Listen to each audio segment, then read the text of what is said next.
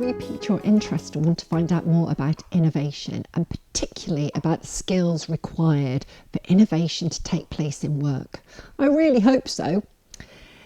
In this video, we are exploring just that. What are the just four key skills that you need to develop and encouraging your team to create innovation at work?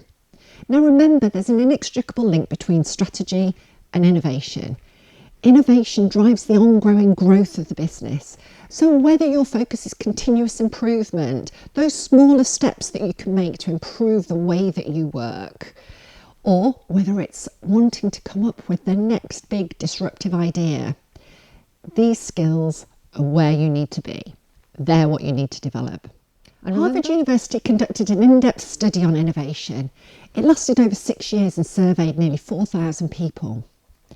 It showed that innovators are not the people necessarily that you would naturally assume to be innovative, but rather true innovators are those people who have the mental strength and flexibility to use both sides of their brain.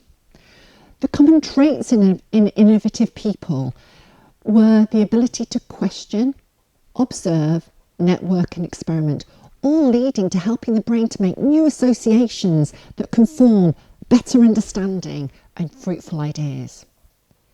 So this is about the ideas that will help you stretch your mental muscles to support that forming of new connections and meaning. Let's quickly look at each in turn. So first we have questioning. Questioning allows us to organise our thinking about what we don't know.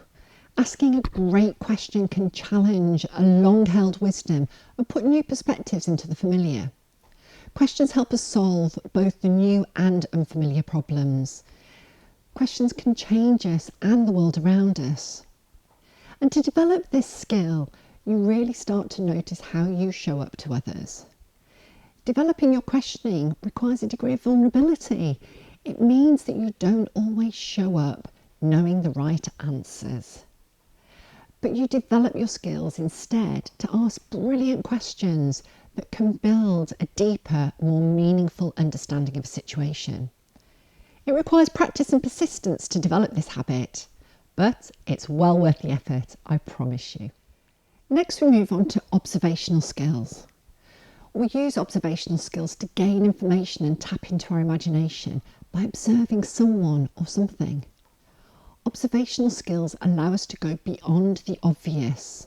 Honed well, and they allow you to fully engage with your external environment by noticing all your senses, engaging everything, what you hear, what you see, what you touch, smell, and sometimes even taste.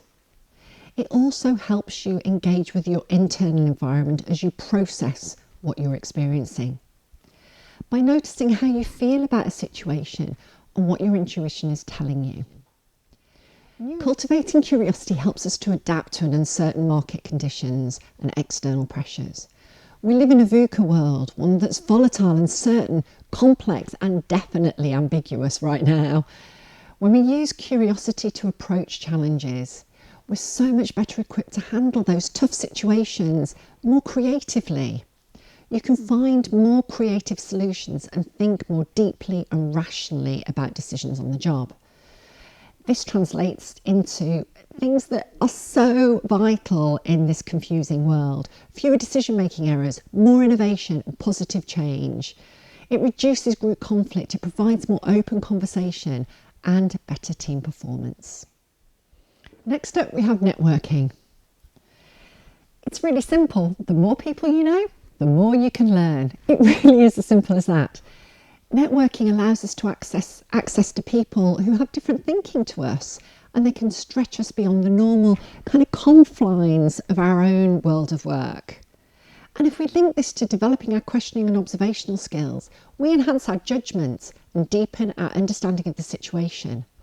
All of this leads us to feel more competent and experimental. And the final skill is experimentation. Experimentation is crucial in the innovative process. It helps us realise potential faults early, reinforces new knowledge and reduces cost, or prevents fatal errors. But think about it. At school, we learnt to obey the rules. We believed experts and we followed established procedure. Organisational structures, processes and governance are all designed to mitigate risk. And if you add in a smattering of natural human aversion to change, and it's a recipe for no experimentation at all, or taking no risks at all. The effort required to overcome entrenched cultural opposition also explains how organisations can often spend hundreds of thousands of pounds, sometimes even millions, on a concept or programme, yet fail to answer the fundamental questions that will define the ultimate success. Will it be scalable, and will people buy it?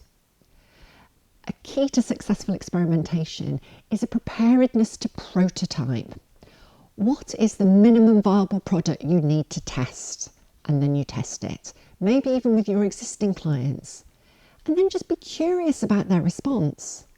And even if we're not talking about products, if we're talking about changes in processes, you can test those too, can't you?